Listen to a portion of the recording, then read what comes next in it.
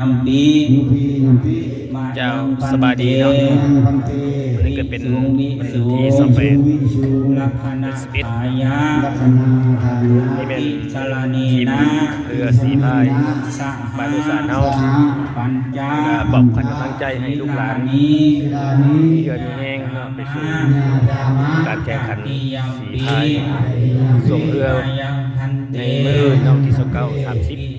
2 มื้อวันเสาร์กับวันอาทิตย์อยู่ที่เมืองเซโปนฐานำบ้านอุดมสุขแขวงสวรรณเขตเห็นเซิร์ฟประธานประเทศให้น้องไปเกี่ยวสมร่วมกันเนาะความรู้เดือดมันที่สันได้ในกับบ้านโดยสารเฮาก็เป็นบ้านหนึ่งเนาะที่มีชื่อเสียงได้ครองขันของแซมเหมาะกับมาหลายปีแต่มาช่วงหลังๆก็จะสนุกตัวนึงเพราะว่า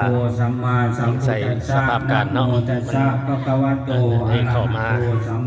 ทางภายนอกสิไปเนาะอันนี้มันคือเอาก็ได้เอาขึ้นห้างขึ้นแทนเป็นเรียบร้อยเนาะขึ้นห้างแล้วขึ้นรอขึ้นรถแล้ว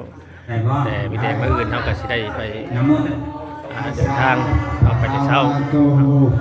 พื่อจะได้เข้าร่วมการแข่งขันในมือวันที่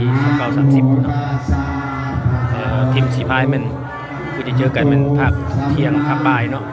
ส่วนเช้ามันจะเป็นทีมยิงเนาะทีมยิงก่อนการแข่งขันหลังจากนั้นก็จะเป็นทีมทรายเนาะหลังจากว่าสีเนาะ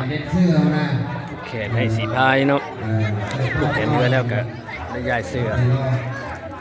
เจ้าน้องกับสีซ้อมพ่อในบัดนึงเนาะซ้อมตีกองบัดนึงมันเข้ากัน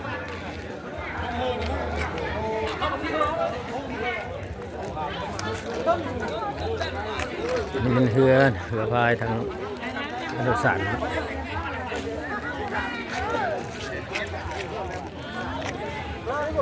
ทีมสีเรือเจ้าพ่อใส่จำปาจำปาโดยสาร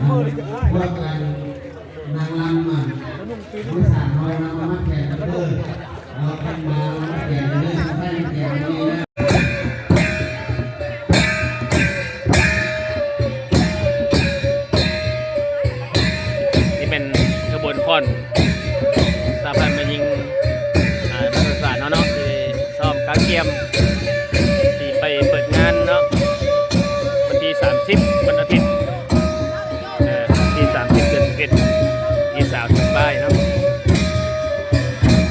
บ้านบนพอนบ้านห้วยสารเนาะ